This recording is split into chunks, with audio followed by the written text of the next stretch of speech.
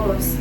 Virus yang kita bahas kali ini adalah Human Immunodeficiency Virus. Nah, sekarang bersama saya Jen Clarissa Nadiana Novi Dan saya Lisa Rochesvalid Unifaita. Saya Muhammad Yasin Abdul Hakim. Saya Evan Jaya Putra Sembering. Nah, sebelum kita membahas lebih dalam mengenai virus HIV, Jen ingin tahu nih, adakah teman-teman yang mengetahui virus pada umumnya itu apa? Tahu dong, jadi virus pada umumnya yaitu adalah sebuah mikroorganisme yang bukan termasuk makhluk hidup. Kenapa sih virus tidak termasuk makhluk hidup?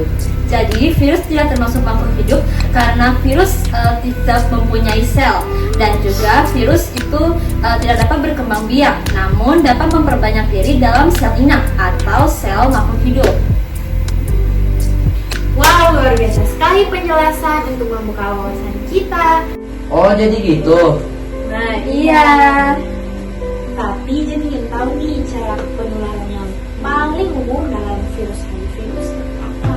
Jadi penularan yang paling umum di HIV yaitu hubungan seksual tanpa pengaman dengan orang yang terinfeksi, berbagi jarum suntik, misalnya pada pengguna narkoba suntik, dan dari ibu ke bayi saat hamil, melahirkan atau menyusui. Wow, luar biasa ya. Nah, kalau misalnya nih seseorang sudah terkena penyakit HIV, itu gejalanya tuh apa saja sih? Ada 4 gejala saat terkena HIV. Tahap awal atau infeksi akut sekitar 2-4 minggu setelah tertular. Gejalanya mirip flu dan biasanya muncul karena tubuh sedang bereaksi terhadap virus. Gejala umumnya demam, sakit kepala, sakit tenggorokan, ruam kulit, pembengkakan kelenjar getah bening, kelelahan, dan nyeri otot dan sendi. Gejala ini bisa ringan atau bahkan tidak terasa sama sekali. Oh, jadi untuk tahap pertama tuh seperti itu ya. Tadi kan dibilang ada 4 tahap. Nah, jadi ingin tahu nih tahap kedua, ketiga, dan keempat itu apa saja sih? Tahap kedua adalah tahap laten atau tidak bergejala. Setelah gejala awal hilang, HIV bisa diam selama bertahun-tahun tanpa gejala. Namun virus tetap berkembang biak dan merusak sistem imun perlahan-lahan. Untuk tahap ketiga atau tahap lanjut menuju AIDS, ketika sistem kekebalan tubuh mulai melemah, gejala lebih serius bisa muncul.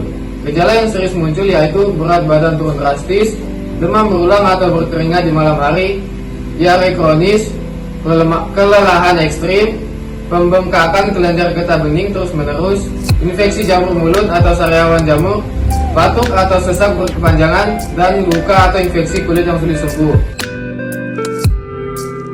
Yang pertama itu kita dapat meminum obat ARV secara teratur, di mana obat ini menekan jumlah virus sehingga tubuh tetap kuat dan sehat. Selanjutnya yaitu pola hidup yang sehat.